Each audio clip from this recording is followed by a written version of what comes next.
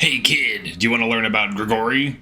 In this video, we're going to talk about Gregory, what he can do, what he can't do, his growths, as well as some build ideas for him. So let's spin to win.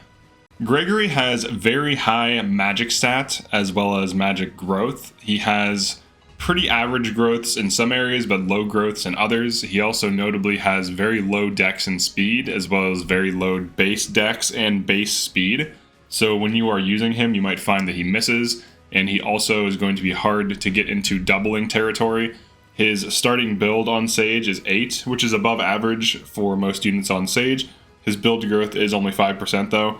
So his main growths, he essentially excels as a res tank and a magic damage dealer in terms of just raw damage, but because he doesn't double, he's going to be missing out on a lot of builds. There are builds for him, but overall, he's not going to be that accurate, and he's just going to hit really hard. Now, for his passive survival plan, what it does is when there are more foes than allies within 3 spaces, grants avoid plus 20. So as long as, like, he can still be near allies, but as long as there's more foes nearby, or if he's just by himself, so he kind of can run avoid tank builds, and we'll get into that in a little bit. But his general game plan is hitting really hard once and potentially avoid builds. So what are some pros and cons of Gregory? So for pros, we have a very high magic stat. We have a great Dire Thunder user. We also have a great Thoron user. Those are, I would say, his main advantages over other units. Now for cons, you do have to complete the Xenologue per save file to use, which is definitely considered a con. Very slow with low base and starting speed.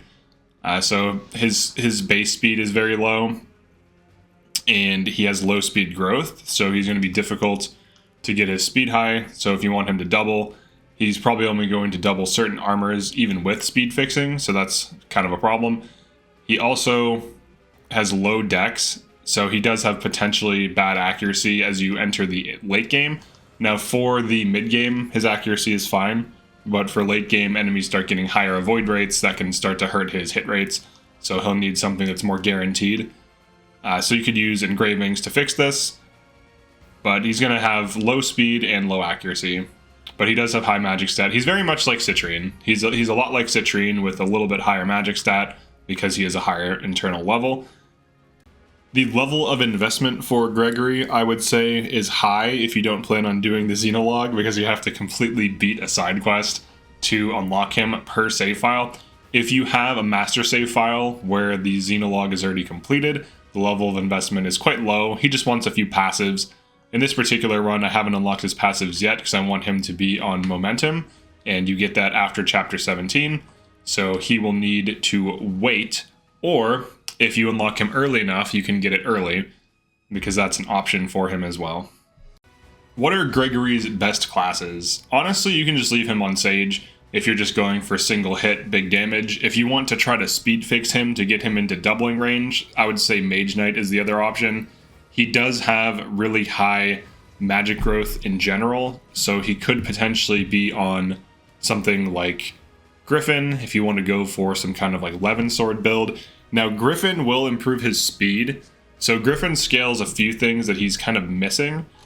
It also gives him staff access, which he has on Sage already, but Mage Knight does not. So Mage Knight only gives you 5% speed, whereas Griffin gives you 20% speed. It also gives you 15 dex and 15 magic. So Griffin does kind of help him out on the speed front, putting him at 45% speed growth, which is actually respectable, and it also will bump up his base speed. So if you want him doubling, Mage Knight or Griffin are the way to go. If you want him to just hit really hard once, Sage is totally fine. As for other classes, anything that can leverage his magic stat is relevant and viable. So potentially, if you want to go like High Priest, you could do that. That's like a viable option, but it's not the best thing for him. So yeah, High Priest, like the growths on it, it has really weird growths. It has like 30 luck randomly. It does still have 25% magic and 5% speed, but for speed and mobility, Mage Knight; for general damage, Sage; for utility and Levin sword build. So you'd try to get fix his speed. So maybe like speed +5 or speed taker on Griffin Knight with sword power. So like speed taker / sword power 5 Levin sword could be an option for him. Now I don't know, and I can't guarantee that it's going to double consistently. It'll double probably like half of the map semi-consistently. So it's debatable if he should even be on that. But honestly, I would just keep him on Sage and just go for really heavy hits. It's going to be hard to fix his speed. His speed is too low. And you can always just go for an avoid tank build. So you can kind of bypass his bad speed and make him a tank. It's time for some passives. You like that? You like that? No, you don't. You probably don't like that. All right. Canter is good. Repositioning is great, especially on a unit who just hits things once. Momentum is good. Now this is for damage if you want to go for something like Thoron. Now he's only going to be getting, +5 to 6 damage depending on what class he's on, but momentum giving you +5 damage on like a Thoron build could be decent. Hit +15 to 30, whatever you want to run. You could run that if you want to increase his accuracy. He might need it late game, but he might not. Lyn has some decent options for Speed Plus and for Speed Taker if you want to go the Mage Knight route. Dual support is an interesting option for him. Depends on how many enemies are around, but combining his passive with dual support, even if it's just a single other ally, maybe another ally who has high avoid, maybe another avoid tank, you could run some shenanigans like this. On Corrin, you could run Draconic Hex, so if you want to have him be a debuffer, so he could be a Thoron user that just debuffs and puts chip damage on things, setting up kills, debuffing bosses, this would be a good use case. On Tiki, you could get Geosphere Plus to assist tanks to make them more tanky. He also would make himself more tanky. He would be getting doubled though, so he kind of wants to go the avoid tank route, but on a utility, this could be decent. On Sorin, you could run Assign Decoy for utility to force enemies to attack tanks. You could also get Magic Res if you want early access to Magic, otherwise you're going to have to wait until you get Celica back to get Magic increase. You could also run Anima Focus for more debuffing, and depending on what kind of spell tome you want to use, you could inflict defense -3, hit -20, or move -2. Of those, I would say defense -3 is probably the best, whereas hit -20 is a close second. So that way he could debuff with like Draconic Hex and Anima Focus. On Crom, you could get Rally Spectrum or Rally Spectrum Plus so that you have access to more utility buffing. This is good on any unit, especially one that just doesn't want to kill and wants to support the team. On Veronica, you could get Reprisal and keep his health low, so he could run like a Thoron build with Momentum and Reprisal so that he can get extra damage from Momentum, keep his health low, and then also get extra damage from Reprisal. Now you could run Veronica and then also have Canter, so it'd be like Momentum, Canter, and then Veronica gives Reprisal, or you could run Sigurd, so you would run Momentum, actually you would have Momentum and Canter for free, then you would unlock Reprisal, and then you could also run something like Magic / Dex Plus to increase the damage even further so that he could just ride around on Sigurd, shooting dudes with Thoron, one-shotting them, or almost one-shotting them. Other passives he might want that aren't unlocked yet on this save file would include Celica's Magic Plus, potentially Resonance. Resonance allows you to start chipping away your own health and deal more damage. So if you ran Resonance Plus and you also ran Reprisal in a kind of safe way, in a more controlled way, he could situationally start reducing his health slowly and gradually while also boosting his damage from Resonance and Reprisal. Holy Stance definitely isn't something he wants, but Magic Plus and Resonance are totally fine. You also have on Micaiah some staff utility if he wants it, so he could be like a staff mastery type unit who can go for shutting things down on top of hitting things with Thoron, so he can kind of be a utility in that way, where he has better heals and better accuracy when using staves. Another interesting build idea for passives, you could run Tome Precision on him, which gives him up to +15 hit and avoid when using a tome that stacks with his passive, and then you could also run Avoid from Marth, getting your avoid up pretty high. Now it's going to cost you a lot of SP. Getting avoid +30 is very late game. It does cost 4.5k SP, but he could reasonably get avoid +20 once you get Marth back. You factor in his passive, that's 40 avoid. You factor in the Tome Precision 5, that's 55 avoid. So that's a lot of avoid just for running that. And then if you throw an engraving on that, that increases avoid, he's looking at pretty solid avoid rates.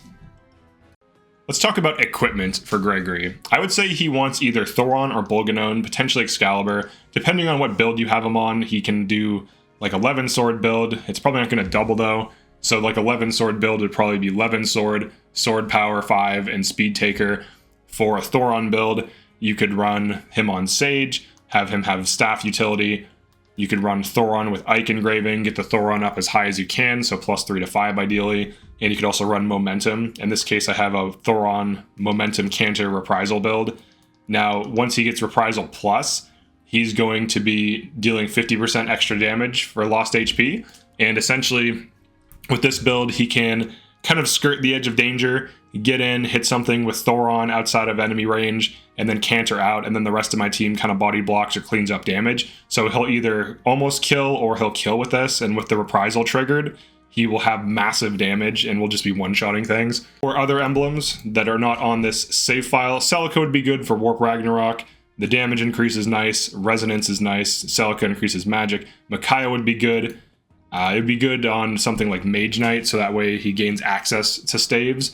He would get up to rank A, so Micaiah improves magic stat. She gives staff utility, she gives the AoE, so that gives him more utility. Things like Roy. Roy is decent. Roy can give you holdouts. Roy is better on physical units because he also increases strength. Now, one thing that is interesting about Marth is that he enables multiple extra attacks from Divine Speed and from Breaking, but unfortunately Tomes can't break. So that'd be something more of like a Mage Knight build. He would give strength and speed if he wanted to go the physical route, which is a mistake, but he would give speed, and he would give the break defense, which gives an extra attack. So if you're running 11 sword, you break an axe, you get an extra attack, and then if you run divine speed, you get an extra attack. This combined with his high magic stat could actually be decent. So that's pretty much it for Gregory. He's very similar to Citrine. He has similar problems Citrine has and similar advantages. He's really good on Dire Thunder. So Dire Thunder Ring on him makes a lot of sense. You can run that. Just run, Canter, Dire Thunder, and whatever other passive you want, whether it be Magic Plus or, some other utility. And that's pretty much it for this one. Definitely like and subscribe if you enjoyed this or found this useful. I'm going to be wrapping up the final unit guides. There's just 3 left, and then I'm finally done with these. But yeah, peace.